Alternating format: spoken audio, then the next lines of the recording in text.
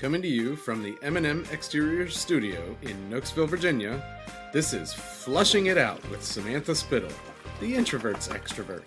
She talks to people so you don't have to. For now.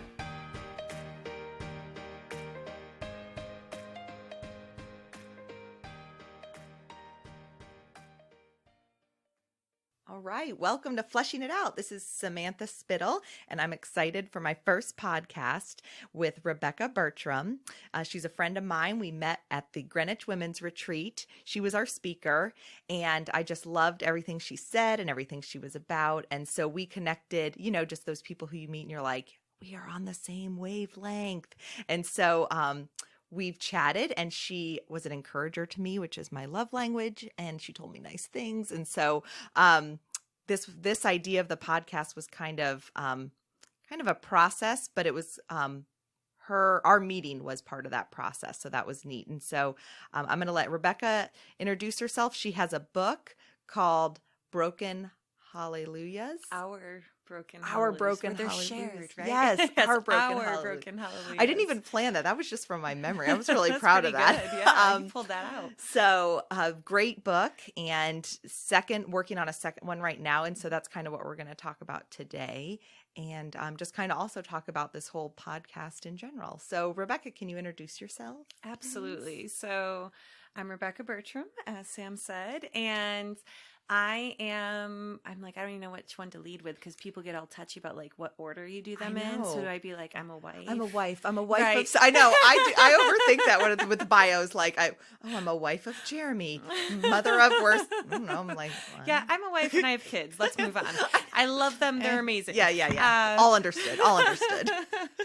We are church planters. We started a church in Charlottesville, Virginia, where the church is 3 years old now, and we're plugging along at that. But in order to, support our ministry habit, we have to have real jobs. Mm-hmm. So, I mean, not that ministry isn't a real job. It is. It's just it doesn't pay. Yes. So, at least not ours. Then, who knows, you know. Yeah, that's true. We'll see. But then also I teach English at Albemarle High School in Charlottesville. And I also am a freelance writer. And as you mentioned, I speak at events and I try to write books. So that's kind of my thing. And so I'm so excited about this. It's really fun. Mostly because I'm excited to hear more of your stories. Oh. And like, I'm just so excited. So like, I think your listeners need to know why I encouraged you so much to start a podcast. I think it's like a critical part to the podcast. And yes. So, and I guess the name too. We probably should explain the name so people know like why it's called Flushing It Out. Flushing It Out, you know. And it's funny, I was thinking about that Flushing It Out on the way here because I had to pee really badly. It's like an hour and a half. I know. Drive, and about like 40 minutes in, I was like, "Oh, I kind of have to go to the bathroom." I was like, "No, I can hold it," because I didn't really stop. Yes. And then there was an accident like 8 miles from here, and I was like, oh my goodness, this is gonna be so ironic if I pee my pants. Yes, it would be so perfect. But I didn't. Oh yeah, I made it. I know. So I don't know whether to like either way I would celebrate you. Right? I'd be like, that's yes, amazing. What a great story, you know. But then I'm like thankful for you and your own that I self. Didn't. I mean, because comfort. Changing clothes. I mean, I guess I could have put on some of your clothes. Yeah, I would have totally given We'd be you real mine. close, real quick. Yeah. Oh, that's like how I bond with people. I've realized that. So now listeners have to be like, good Lord, what are they talking about? And so I think you need to share the poop story. Okay. Just made me fall in love and be like, you have to share this with the whole world. Everyone needs to know this. And so many of my friends are so tired of hearing it.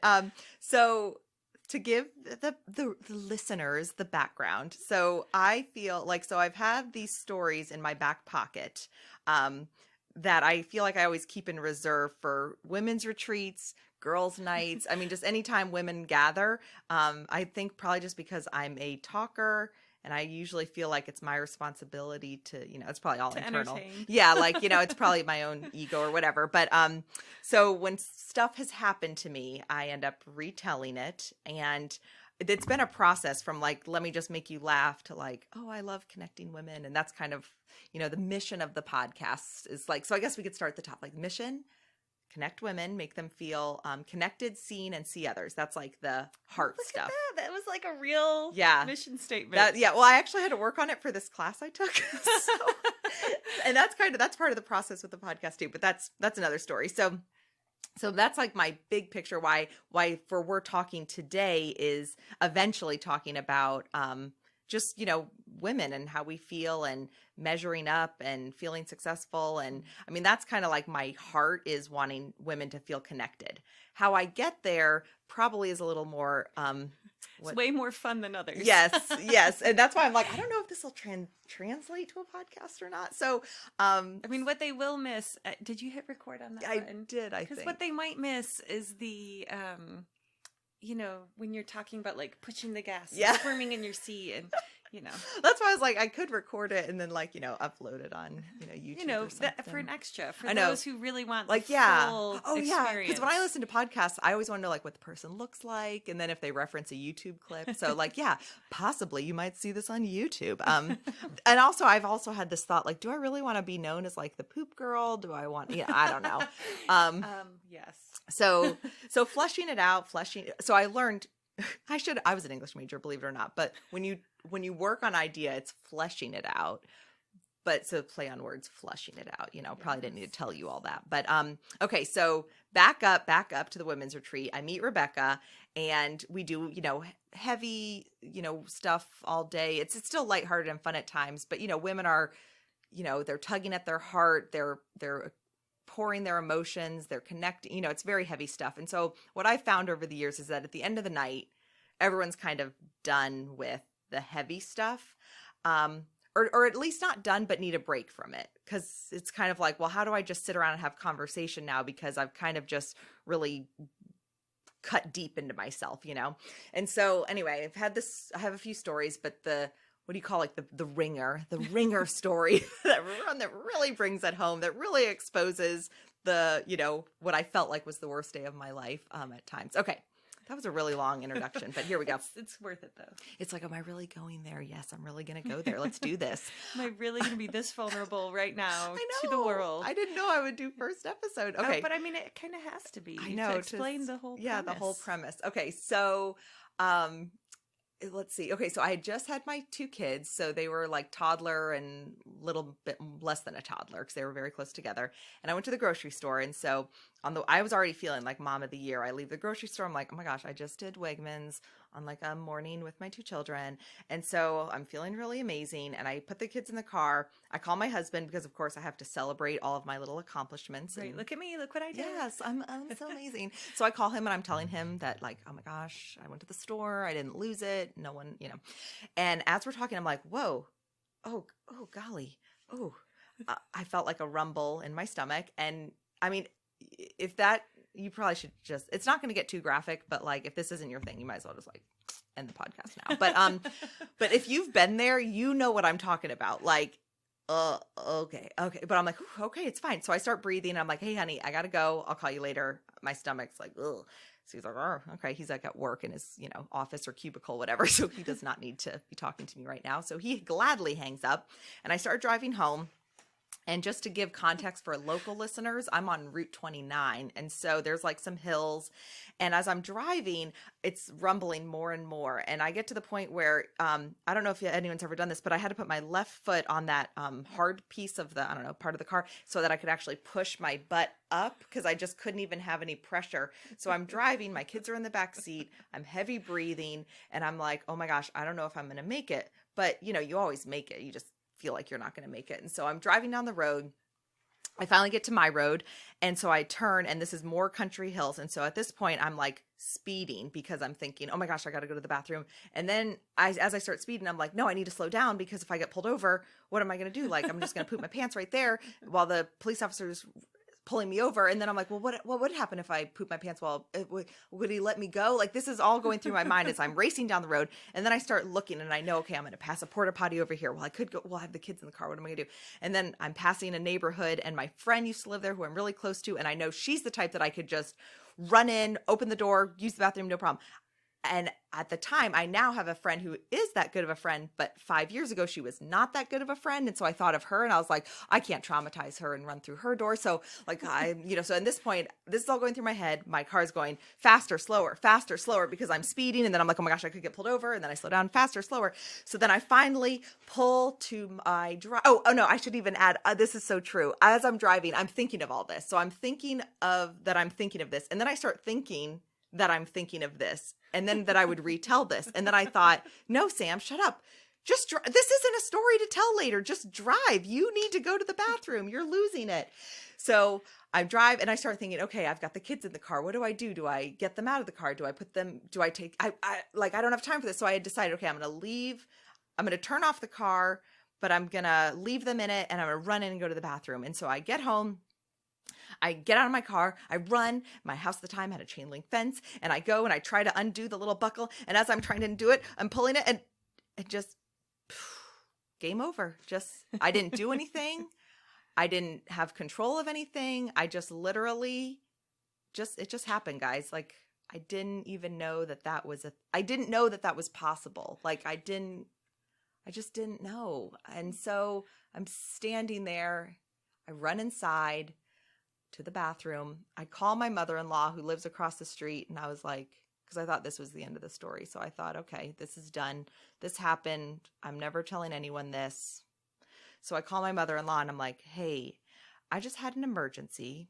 Everything's okay, but can you come get the kids? And she's like, yeah. And so in my head, I'm now in the privacy of my own bathroom, dealing with this thing that I'm never going to tell anyone, definitely not at a women's retreat, definitely not on a podcast, definitely not on YouTube. So I'm in my bathroom, and now I should add that if your body gets to the point where it like poops itself, the smell is not like anything you've smelled before, because your body just gave up on you. Your body just was like, we're done. Yeah. Game like, over. I quit. Like my whatever is in here, it's not working. It's done. So it's gotta go. It just gave up. So anything that normally regulates was done. And so I'm already just like, this is horrible. Well, then I hear creak, and my door opens and my mother-in-law walks in with my kids. Luckily not into the bathroom, just into the house. And so I'm sitting there like, oh my gosh, like, okay, obviously it makes sense that she brought my children into my own house, but for some reason I thought she would take them home. And so I thought I was free and clear. So then I had to wrap myself in a towel and do the walk of shame next to her. And because she's such an amazing woman, she didn't even ask what the issue was, because I think she's a smart woman, and she probably could smell she it could too. She could smell it. She put two and two together. So she didn't say anything to me. She didn't do anything. I just walked upstairs, showered, and came down. Okay, so this happens. Worst, if this is the worst day of my life, it's a good life, but I'm feeling like it's, the worst day. And I think to myself, okay, I am going to take this story to the grave. No one's going to know this story. Not even my husband, who I tell everything to. Right. And so It's so embarrassing. It's so embarrassing. I mean, it's oh my like, gosh, you pooped your pants. And I should add that when I tell women this story, like in a group, I can read the room and kind of see like, okay, pull back a little bit. This person's uncomfortable. But for the most part, if women understand it or could laugh at it. I recently was on vacation with some friends, and they hadn't heard it before. And so I was going to start telling it, but it was like mixed couples, like boys and girls.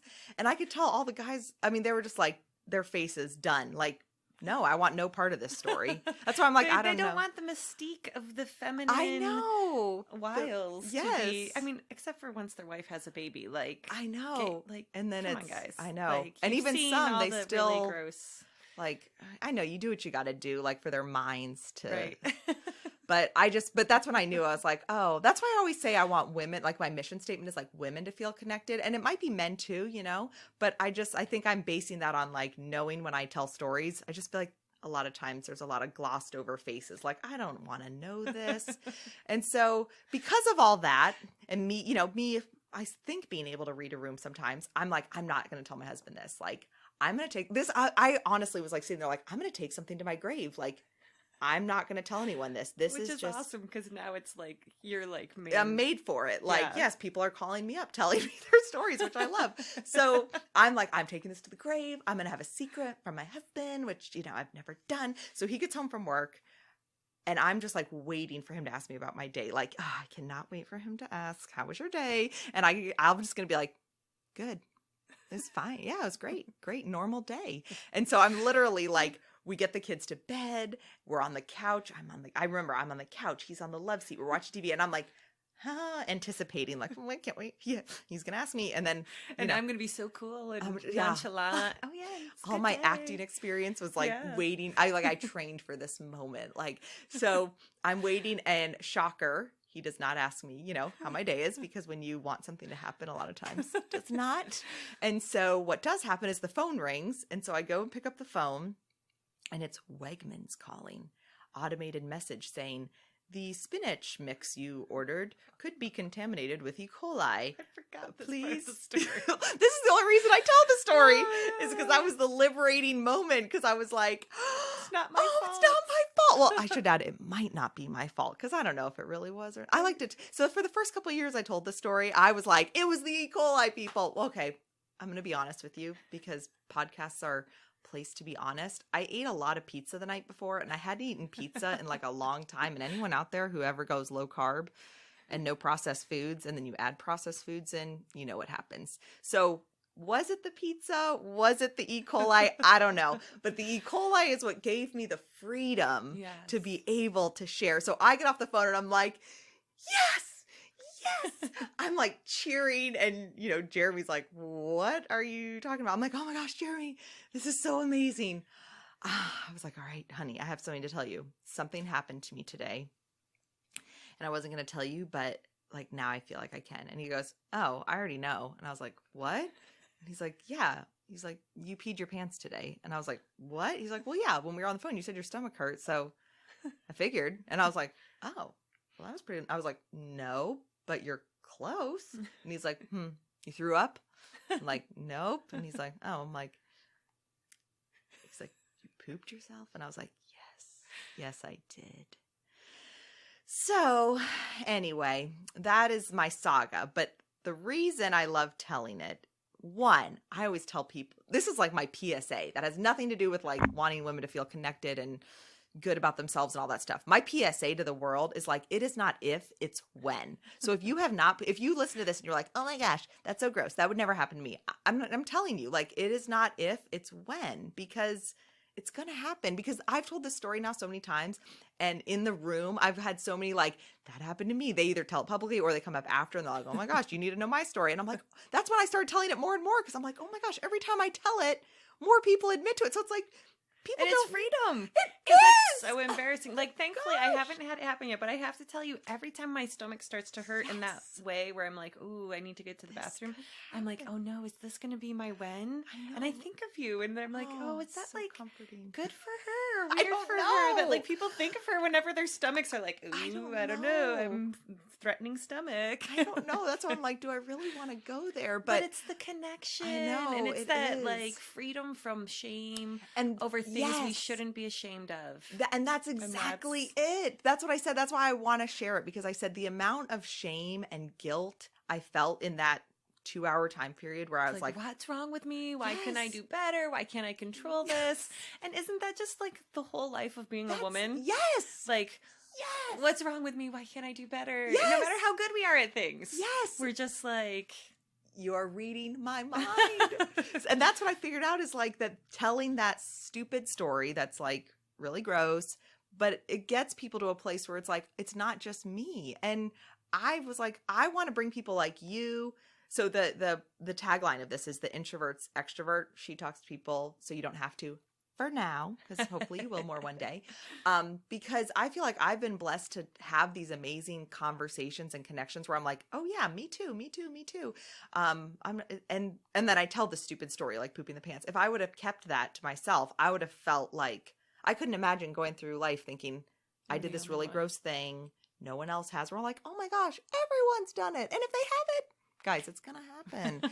So I don't want women to feel like that with anything in their life, like the real big, heavy stuff or the stupid stuff. So anyway, so there you go. It's good. And that's like a good transition into today's topic. Yes, Yeah. yes. So that's why we're here. Yeah, we're here. So we are just talking about like this idea of how much discontent we feel in our lives because we're always feeling this like shame about not being enough or this pressure to be more, and we're just not getting there. And so I had started a book a long time ago and I never finished it. I'm still working on it. I'm plugging along. Yeah, that's good. Don't give up. But it's just, so I can't even come up with the title, but here's my working title. Okay. All right. My working title is Slightly Above Average, Finding Joy in the Good Enough. And so it's this whole book about like just finding contentment and peace where we are. Yes. Instead of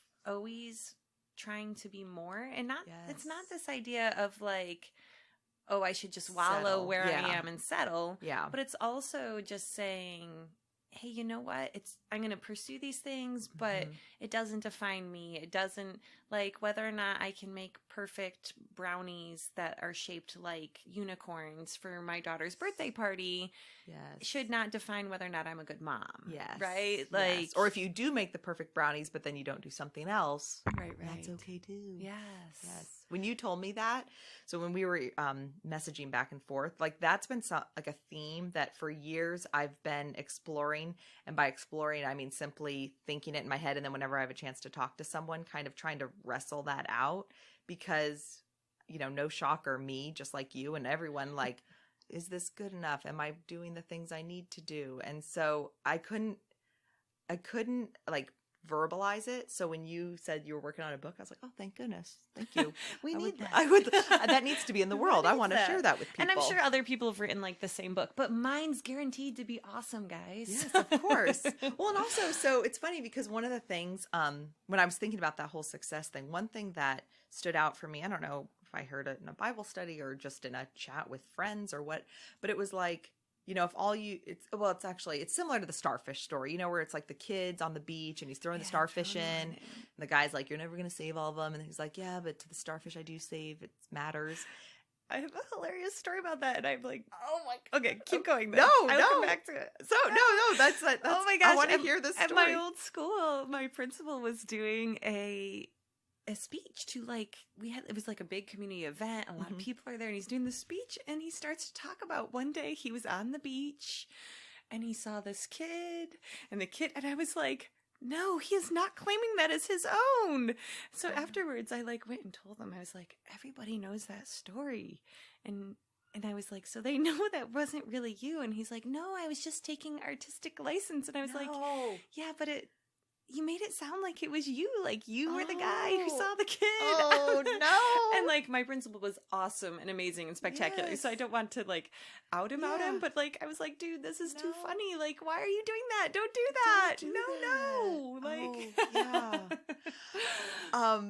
Like, what's the NBC guy, Brian whatever? Gumbo? No, I don't know. Gosh. That's probably way too old. Yeah. I don't watch the news, people. It's okay. too depressing. I know. I know. I'm right there with you. No, but I only know it probably because I read it on BuzzFeed like, or something. An educated woman. And see that right there, I'm judged. Oh, no. Oh, look, see, I know self-deprecating humor. Yes. I have a love-hate relationship with that because like I live by it. But so anyway, he was the one who talked about he was in the chopper and things like that. And he may not actually have been purposely lying, but yeah. Anyway, yeah. Sorry, big sidetrack. But with the starfish. So, but someone talked about like with being a mom and like if all you influence is your child or like one person in your life, like that is enough. Like to, you know, and if you aspire to more, that's great too. I never want like the whole minimizing to take away from, you know, doing big things. Right. But I just think so many of us kind of struggle. A failure unless we're doing something huge. Yes. I mean, talk about it in the church planning world. Holy cow. Like, oh, our church only has, you know, anywhere to 50 to 75 people, but church plants, you know, it should be 1,000 people already. And are we really doing anything for Jesus? If, you know, and then everyone's like, oh, but God defines success differently. And I'm like, yes, but we're still human. So we still define it. Yes, it's a constant struggle. It's a struggle to just say, you know what, God, if I'm being obedient and doing what you've called me to do, then I am it is success, but it's so hard to really find peace in that. Yeah. And then other times I'm like, oh, God, can you just deal with this? Like, I'm so frustrated right now. Yes. Like, you handle it. Well, I will say, so, my friend and I came down to your church, which was awesome. That was so fun. I loved that you came. I'm glad that we got to go. And I remember, so growing up, I grew up like Catholic and then Army bases. So we went to a lot of the churches on the Army base. And so for me, like the whole growing a church planning, even like I joke about shopping around churches when you like find the right church. That's just like was weird to me because you just went to the church. Like that's just how it is. And then even now I love my current church, but I always joke I married into it because my husband went there. And I mean, I do feel like that's where I'm meant to be and all that. But anyway, so it was like a new concept to me. But I remember sitting there and I was looking around at your, what do you call them, parishioners? I don't know if that's like a Catholic. Just members. Congregants. Congregants. That's a good. Attendees. I mean, let's not. We're more like, we're just super low key. We're like attendees. People who are in attendance. People who are coming. Our church family. I mean, that's. All the words. I'm never good at the words. I'm always like stuff, like people. I don't know. Our friends. Our friends and community. So, Hey, but I remember. friends. Hi, friend. I love saying hi, friend. So I remember sitting there and I was looking though and I thought, wow, like some of these people might not have a place to feel connected. And even if, religion, God, whatnot, it's not your thing, just people, no matter what, need to feel connected. And they need seen. Community. Exactly. And that's what the sermon was about, community that day. And so I just sat there and I was looking around like, had you not done, followed your, what you felt led to do, who knows where these people would be. So if all you touch is those people that are there, you don't know what kind of ripple effects it's having. And so, and that kind of, I feel like opened my eyes to like this whole church planting, following, starting things like, okay. Yeah. I see this. It's like growing. So anyway, I think that's really cool what you guys are doing. And you had a really nice family there in Charlottesville, Virginia. What's the name of your church? Redemption Church, Charlottesville. Pop on in and join our tiny little group and say hi. We'll see you. You will not disappear in the crowd. But I will say, if you are nervous, we also didn't get talked to too much. So you had like a little balance there. Yeah, like it was a good like hello, welcome. We don't recognize you, but we're not gonna attack you with yes, unless it's me, because like but I mean I already knew you guys. Yeah, that was. But different. like I totally do it to like, and I'm sorry, introverts. I'm sorry. I apologize. But I'm just like all up in your grill, saying hello and trying to make sure you feel welcome and connected. And then I have a friend who's an introvert, and like she was like, that doesn't make me feel connected. It pushes me away. And I was like, I don't even understand. I don't know how to do this without being like your best friend instantly. That's the extrovert's dilemma. I'm like, no, you must want to hang out and talk with me. I don't understand why you wouldn't want to hang out and talk with me. I just assumed. So I'm learning so much from my introvert friends. And thank you, introverts, for being patient with all of us. Yes. In your face extroverts. That is the who story are of my bowls life. in china shops because we're just like, no, this is what everyone wants because it's what we want. Don't you want to spend all day together and talk? So I called this, like the tag, the introvert's extrovert, is because I feel like I have all these introvert friends. Yes. And we need them because they keep us like and they listen to us. Yes. and I was like, and I would always extroverts are all like super big egos. Yeah, is that possible? I think I don't know. I mean, I know it's true for me. Even though I'm dealing with ego, like God is oh, constantly gosh. like, "Girl, me too. tone it down. You're not that great." Me too. He's like, "I love you and you're awesome because I made you, but could you chill a little?" Story of my life. I'm always questioning, like telling a story. Like, am I telling this just to get attention, or do I really want women to feel connected? You know what? I think that it's. I want them to feel connected through me. Yes, I think the ego's the same. It's just like extroverts. It's exposed. Oh, that's good. Because so I was relating it to health and body stuff because that's what women tend to do, which isn't great. But so I always I have a friend and we were talking about our weight. Yes. And like, which good Lord, that's a whole other podcast. Yes. But I was reading stuff about and watching documentaries because that's also what I do about skinny fat, which is people who are skinny but on the inside they're not healthy. Their bodies and things like that. And so it's kind of like, well, which is worse, skinny fat or fat fat? Well, if you struggle with your weight, you're probably going to say skinny fat because like then you don't have to struggle with, your weight. But we were saying, in actuality, like at least if you have the like what do you call it? Not repercussions, but the outside, you see that like, wow, this is, my health. I need to make health my priority because yeah, it's easy to look in the mirror and say, oh, I need to take care of this, and not just for and not vanity reasons. Yes, but exactly. Like body positivity, love our bodies, all that, but just from a like, I feel unhealthy, things like that. So, point being, heavier, it's easy to compare yourself to someone skinny and be like, oh my gosh, I'm so much more unhealthy than them. Where you might be the exact same level of health. True. Yours is just you're just seemingly, because actually a heavier person could be healthier than a lighter, but that's a whole other. But so I feel like through my lots of thinking through the introvert extrovert thing is I'm like, I think that they're the same ego level. We just expose ours more. Because if you've ever looked online and you've seen like 10 things extroverts need to know about introverts, there's no articles about like introverts, hey, learn about extroverts. Introverts just want everyone to know but also about. They don't need to put it because extroverts tell all the time. Exactly. That's true. Exactly. I'm very like, you tell what you need. Oh, so yeah. So with this, the introverts, I'm like, I talk to people all the time and I'm like, you need to talk to people that they don't have the energy or interest or whatever. So I'm like, oh, maybe because I talk to so many people, that's why I can, like, I don't hopefully burn out my introvert friends too much because it's like, okay, I won't be with you 24/7, even though I could, But as I get older, I get a little more tired and need more. I do. And I think some of it has to do with also like when you have kids and like you are having that need for community and like people, although, I mean, with kids, it's not necessarily the same meeting of the need, but but you get burned out more. You're constantly with people, like constantly. Like I'm with either church people or students or my own children. So like all of a sudden I've hit a phase in my life where like I do get some energy. It's still a small amount of time that I need, but where I'm like, I do need alone time to recharge. Where it used to be recharge was like, get me in that crowd. Let's party. I would come home from sleepovers. And party means talk to me. Exactly. Party. Let's party. Oh my gosh. Oh, let's talk. Yeah, let's just exactly. Talk. You just listen to me for a while. I'll listen to you. We'll laugh. And then you can listen to me again. And then and everyone always thinks extroverts want like a big party. I'm like, no, I just want like constant interaction. I would come home from a sleepover and then be like, Mom, can I go to so-and-so's house? And it's like, thankfully I have great parents and a great home life.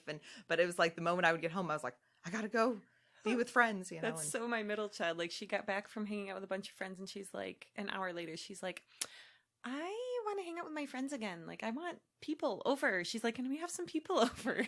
And my kids do that. And I'm like, what's wrong with you? Let's just relax. But I'm like, oh yeah, that's me. All right. Well, let's give some good nuggets of information. Because I love chit-chatting and I want to chat forever. So let's do some nuggets. So we're going to give you 3 easy steps. Yes. This is totally Pinterestable. 3 easy steps to understanding our personal worth in a world that's telling us we're not enough. Yes. Right. And so step 1, I love because it's mildly ironic. Because I was just like, oh yeah, 3 easy steps. But step number 1 is to take a break from social media or from, I say, the checkout aisle at the grocery store, right? Because the magazines, because everything there is telling you that you could spend just 5 minutes a day to be better at this, or just 6 days follow these 3 easy steps. Yes, those things. But it's like, and you look at them and you feel badly because you're like, yeah, if I would just spend 5 more minutes on this, or if I would just dedicate 7 days to this. But what I've realized is like we only have so many 5 minutes a day, and we only have so many 7 days or 6 months or whatever it is, and we just can't do it all.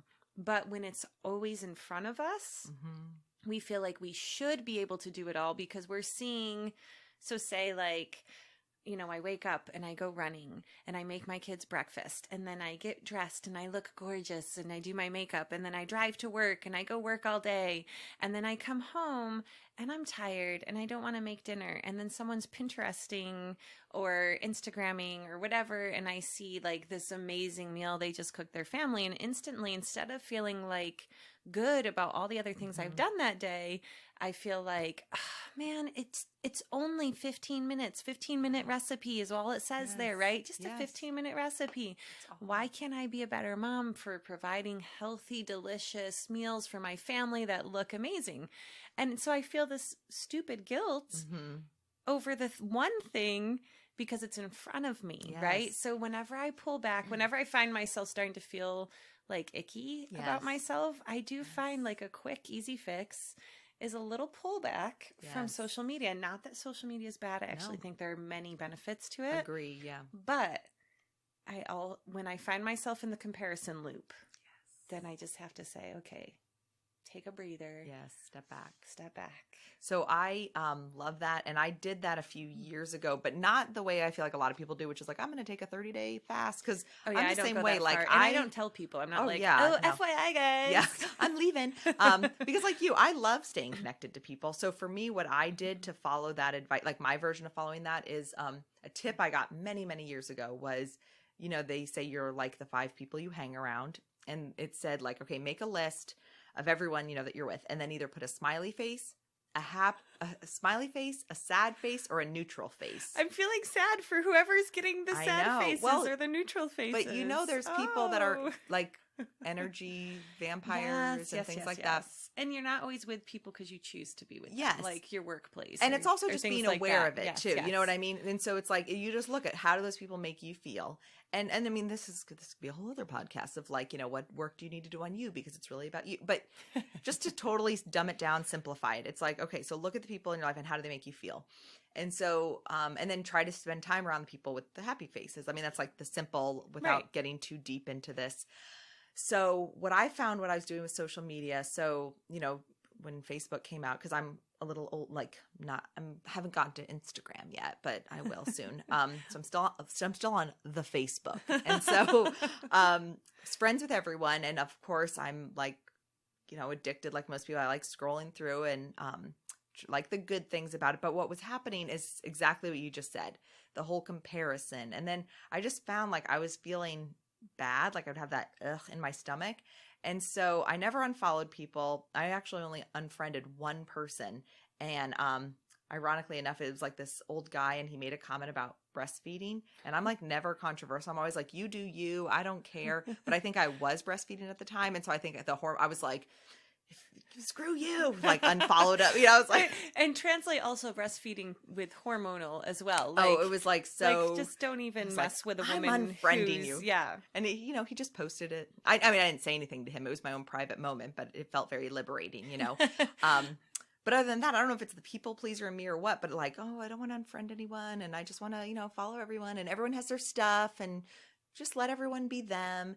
And so, but I started realizing, okay, this is taking a negative toll on me. And so I started unfriending people who were posting like negative stuff. Yeah. And that's an easy thing. Do that. But what was life changing for me, and the tip I always like sharing, is I started unfollowing the neutral people who I love. And if I saw them on the street, I would love to catch up with them and say hello. But I realized that I was filling my brain with stuff I didn't need to know.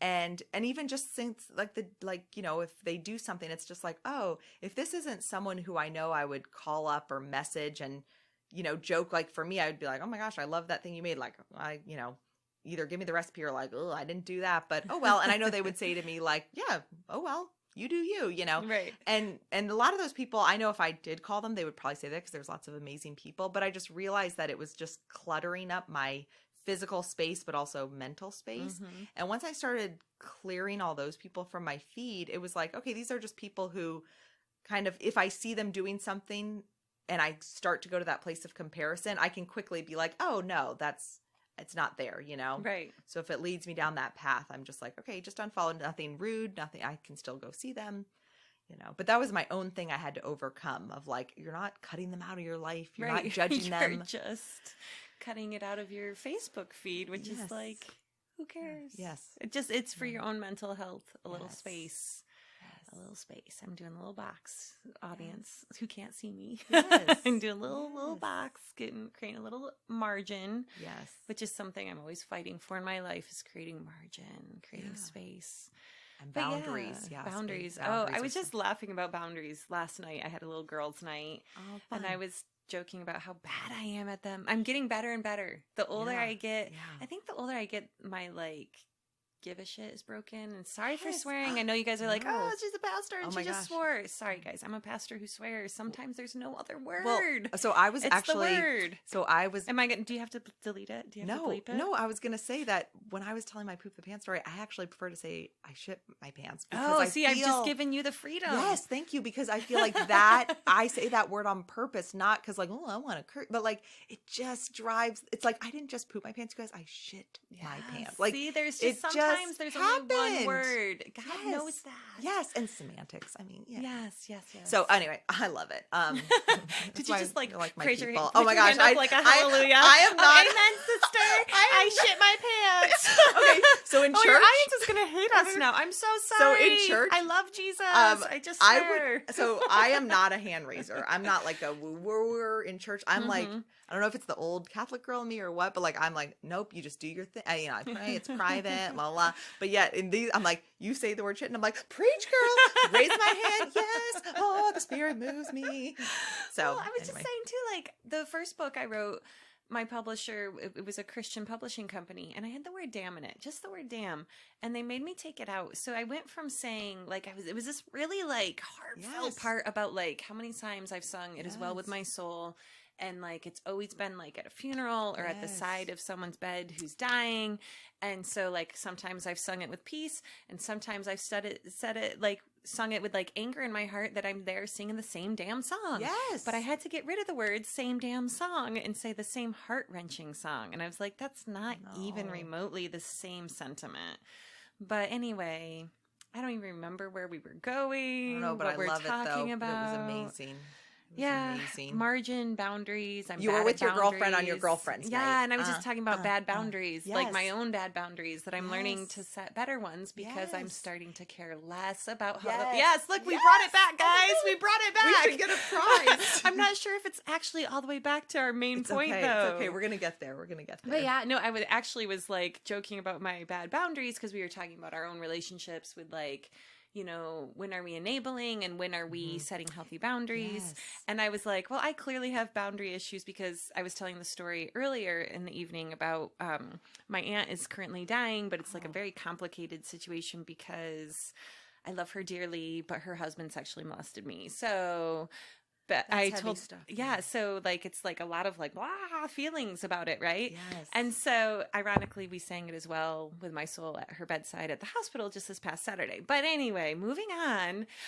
Here, let me just dump a bunch on you. I'm gonna give all this to you. That's okay. And that's got to be a fun sound on the podcast too. That blah. Oh, wait, let me listen. Yeah, that's great. Yeah, just put my headphones on. Hey guys, we love you. You're a great audience. Hang in there. So I was just. But that's life, though. I mean, that's it is just it's so not just this this is this nice little story. That's the. So I was telling that story and saying, I was clearly we have. I had said it was very complicated, up to the point that because I loved her and still want a relationship with her, my husband met her and her husband because they came when my husband and I were dating. They came and took me out to dinner, and I was like, "Oh, Jan, I need you there to be emotional support." I went to dinner with my molester.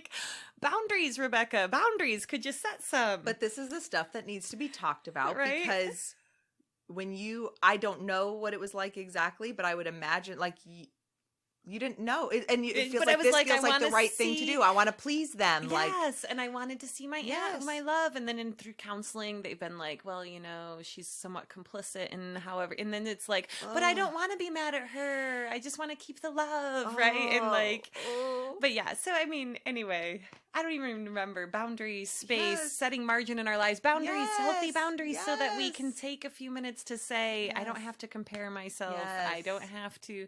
I can just set a boundary and say, you know what? I've worked really hard and I'm going to find joy and peace in what I've done instead of looking at in front of me what everyone else is doing and it's just their highlight reel. Yes, yes. And then saying, but why am why aren't I that as well? And I think back to like high school, you guys, you would not have liked me. I mean, maybe you would have. I had a lot of friends, which made me cocky, right? Oh, I was I was super confident girl. Oh, wow. Ooh, and this is like, interesting. I was like, why am I so insecure now when I was so confident then? And I was like, what's so different? And I was like, first of all, big fish, small pond, right? That's one of them. But then also just if I wasn't great at something, like I was like in 6th grade, I told my mom I was done with the piano because I'd been taking piano from 3rd grade to 6th grade, and I worked really hard, guys. I'm like, bless my tender heart. I really worked hard at it. And I had been practicing and practicing, and then my friend came over who'd never had a lesson in her life, and she's like, I played my recital song for her for some reason. I don't know. I'm in 6th grade, right? Yeah. And so she was like, cool. Can you show me? And then she learned it in 5 minutes. And I was like, I am not naturally gifted at this. Like, I am working my tail off at this thing. And I don't need to when I'm really good at, like, we'd go in like PE or little like field days or whatever. I was like the fastest runner. And like if we played basketball, I was the good basketball player. And I was like, why don't I put my time and energy into the things that I'm good at? And did it make you happy? Did the piano piano make you did not happy? make me Yeah, happy. like that's like I feel No. like the thing too is like, and I think we are always like, and that's actually I think point number 2, isn't it? Yeah, assess what you're good at and allow yourself to bloom there instead of always working on the flaws. And like, so if only I could like go back and grab whatever wisdom I had as a 6th grader to set that boundary and say, you know what, I'm not great at this and I can work really hard at it and become good at it. Or I can put my time and energy into the things that I'm naturally gifted in and just excel in that and then enjoy the music of others and like supplement. Like, you know what? I don't cook. I'm not a good cook. My husband is an amazing cook. So he cooks, I clean up. We're all happier. The house is cleaner. The food tastes better. It's a good world. But then I still, every once in a while, you like see you the see the other moms who are doing a great job at it. And I go, oh, I wish I was a better cook because then I'd be a better mom. I'd be a better person. People would like me more. And then I just have all this guilt. And it's so stupid. It doesn't even make sense. So yeah, just like knowing your strengths and like and like putting more time and energy into that. I don't remember where I heard it. Maybe Outliers. Maybe I read it. But Rudy, you know the story of Rudy? Oh, yeah. Who like worked so hard. Yeah. And like everyone loves that story because then he finally got on the field and he played. And someone pointed out, and I might be Outliers, it might not be. What if he put all that time into energy into something he was actually gifted in? Can you imagine what he would have done? Right? And I was like, oh, mind blown. Right? Everything, all of life is all the lens we look at things through. You know what I mean? And so it's like, it's a triumphant story, but then also like, well, I mean, he could have, like, I mean, for ourselves, right? Why are we spending so much, like, we look at other people's strengths and we say, oh, I should try to do that too, instead of just assessing our own strengths and then putting our time and energy into that and just being okay with the fact that I'm not going to be a CEO. I'm not going to be, right? Like, that's just not my path. I went into teaching and I can either bemoan all the time that I'm never going to be making tons and tons of money and be upset about that. And like, or I can just be like, wow, I'm really good at this and enjoy that. And I think too, it's like assessing what brings us joy, kind of back to the joy thing. Cause it's like, if working hard, if that's what, if pursuing that talent or if it thing brings you passion, joy. But if you're just doing it because you think you need to, then because on Instagram they had that great picture of themselves, so I have to do it too. Yeah, I have to go do it too. So true. So second point. So kind of recapping. First is take a break from the social media. Or comparison. Or just whatever it is that you're using to compare. Yes, I like that too better because then a lot of people are like, I'm not on, but we still are guilty of it. So I mean, it might be like the book club you go to or the person you spend time with. Maybe you need a little break from that person because you're always going, I just don't measure up. Yes. not that there's anything wrong with that person, but if you're the yeah, it's your own thing. That's the other thing too. And I think that's too why I like talking to people and connecting. Like this whole thing of the more you get to know people, you naturally, I think, put people up on a pedestal. And not by any means that I want to bring people down, but it's like the highlight reel versus the B-roll or whatever the analogy is. Like I just like knowing people's real stuff, which goes back to my fleshing it out and always having my embarrassing potty humor stories, because it's like oh no, this is real life. Like, I know I look like a person that does not shit themselves, but guess what, people? I have. It's true, because you would never look at someone and say, oh, I bet they poop their pants. And do you know how many people I've met that have? And I'm like, and I think, I never would have thought she would have. Like, I know me. Like, I know, like, well, yeah, stuff happens. But, like, not her. Right. But it did happen to her. So, anyway. All right, what's our last our little last tip? point is to recognize that you're created on purpose with a purpose. And this, I mean, I think that sometimes people who don't come from a Christian background, they are like, get your Jesus stuff away from me.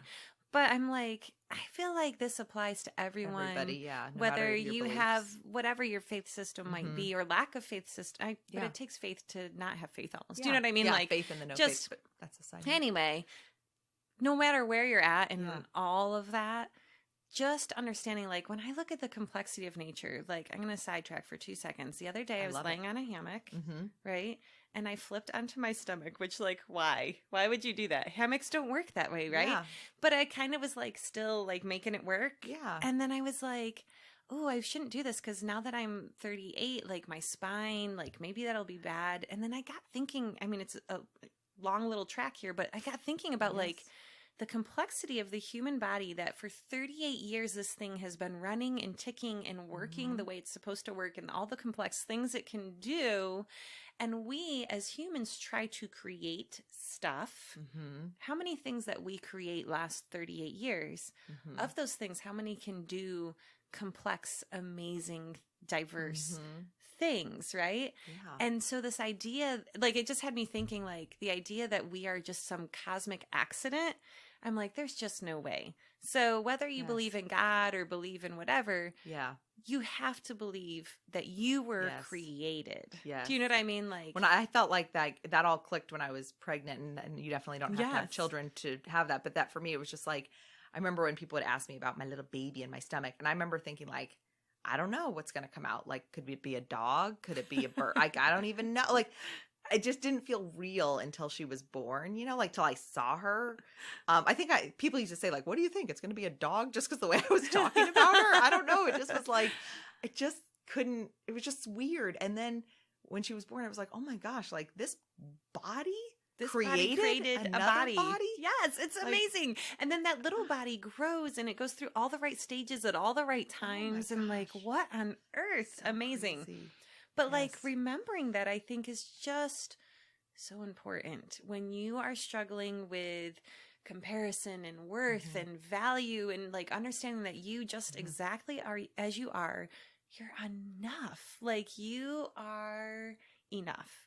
And it's just like, I feel like I need to say that sentence to women everywhere over and over and over and over until it just somehow sinks in. And like, I have to say it to myself, like, hey, Rebecca, chill out. Step back for a second. You're enough. Yes. You were created with purpose, on purpose.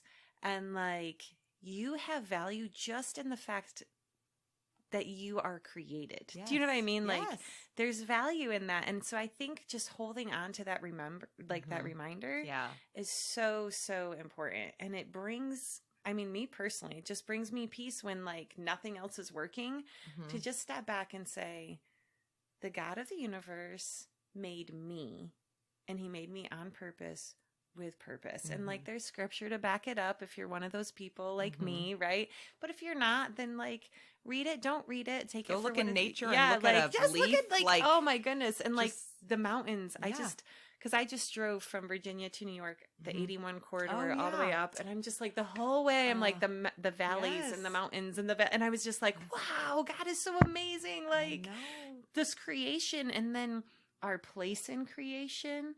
Like, and again, like, if you don't believe in God, like God, like the God that I'm talking about, you still whatever your creator is. Yeah. I mean, I believe it all points to God. Yeah. But like, just if whatever you need to hold on to understand that you're worthwhile because you're a part of this amazing masterpiece. Yes. Like that is just like, oh, wow. Like that's like you said, you have to remind this is very full circle, like with the points you bring up and the podcast and everything, because for years I've been feeling like I don't have any hobbies. I was never good at sports. I was like the opposite of you in high school. I was like miserable in high school and just did my thing, kept my head down. And I always joke, like whenever you go to like the women's icebreakers or you have to fill out a form, your bio, like what are your hobbies? Since childhood to now, my only hobbies are hanging out with friends. I've never been able to but you're change so good it. at it. So that's why, like, honestly, it was literally in the last couple months where probably our meeting with the retreat and some other, fun things that I've been a part of. It's like things have been clicking where it's like, oh, and all the points you just brought up, it was like, oh, maybe the reason I didn't spend time pursuing sports is because I spent my time building relationships because of, and who knows, this I've said all along with this whole endeavor, like this might not be the thing, but it just feels like the next step of whatever, is in store. Who knows? But I just feel like literally in the last 2 months have shifted my whole mindset of feeling like, I'm not good enough and I need to start doing all these hobbies and stuff to like, oh, maybe I need to lean into this whole hanging out with friends. Right. Lean in, girl. So recognizing what you're good at, what you're gifted in, and spending your time and energy there, right? Point number 2. Yes. So we did our 3 easy steps to help you to not feel bad about not living up to all the 5 steps, 10 steps, 21-day fix, right? Just follow these 3 steps. Just these 3. That's the only ones That's you need. And then you'll be fine. Well, thank you so much for sharing that. I'm excited to read your book. I think that...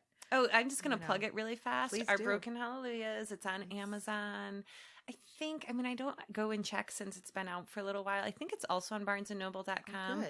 I mean, but I'm like all about Prime. So like Amazon Prime, I'm plugging you Amazon. Yes. So give us some extra, I don't know, whatever. Yes. But like Amazon Prime, Our Broken Hallelujahs, it just tells, like when you talk about those Me Too moments, like it goes through my own personal journey, and you heard me vomit some of my junk here tell a little bit about it though, because that was very powerful, and I know it touched a lot of women there. So, and then also, but it tells other women's stories too. So basically what it is there are 3 areas of brokenness in our lives that make it hard for us to sing hallelujah, right? And so one is the brokenness caused by others. The second one is just the brokenness of being human, death, depression, disease, all those things. And then the brokenness that we cause ourselves.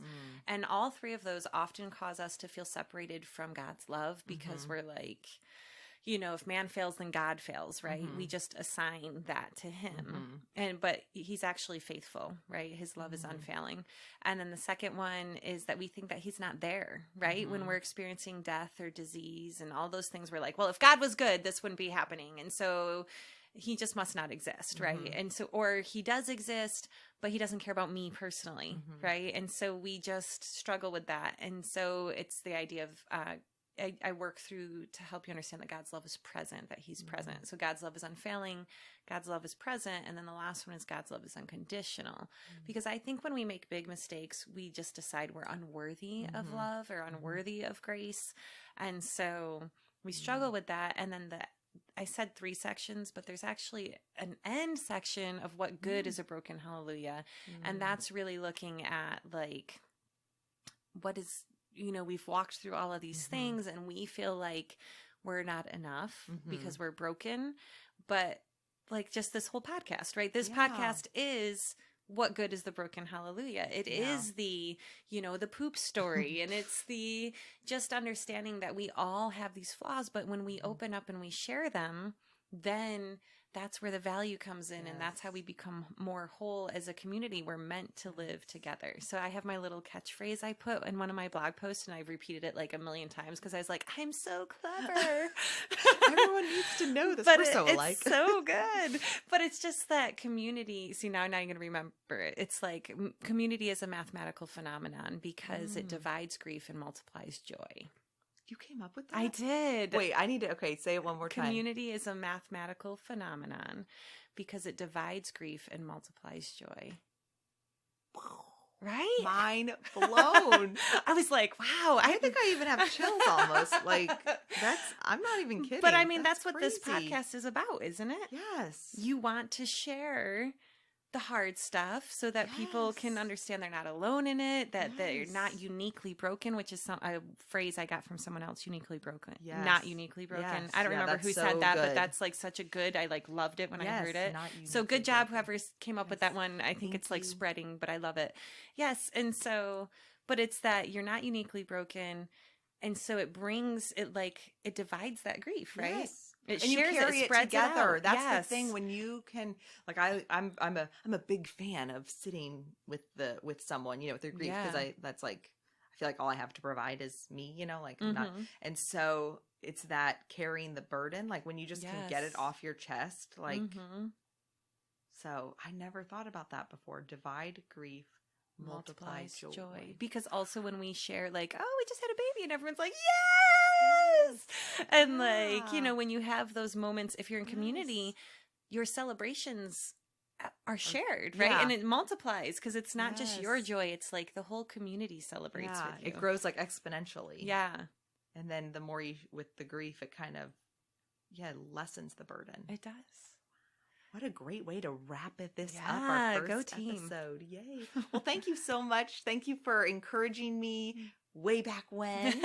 And thank you for coming all the way here. Oh, I'm so glad to. And I feel honored to get to be your first guest. Thank you. And sharing your heart and the prep work, because she's amazing and helped me with that. So just thank you. And I definitely recommend checking out her book. Yes. Oh, and I have a blog, RebeccaBurtram.com. Yes. Yeah, figure out how to spell it on your own. I'll post it somewhere. I did buy a domain name, flushingitout.com. Yes, love it. Haven't built the website, haven't done anything with it, but let's just things for you to look forward to, audience. Yes, so you can get She's going places. Get on board. Yay. Well, thank you, and I look forward to seeing what's coming next.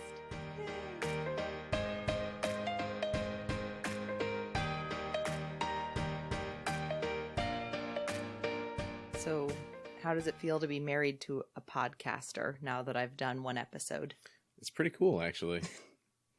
Do you feel? I liked it. I thought the first episode was great, even though I wasn't involved. I know. I apologize to listeners for the mic difference in mic volume. That was me doing it. But I'm hoping I can take care of that. Yes. Technically. Yes, might be able to fix that. Mm-hmm. It was really, I couldn't have asked for a better guest. Rebecca was amazing. When we were talking beforehand, she sent me kind of an outline, and that was really helpful. So I appreciated that she worked harder than I did.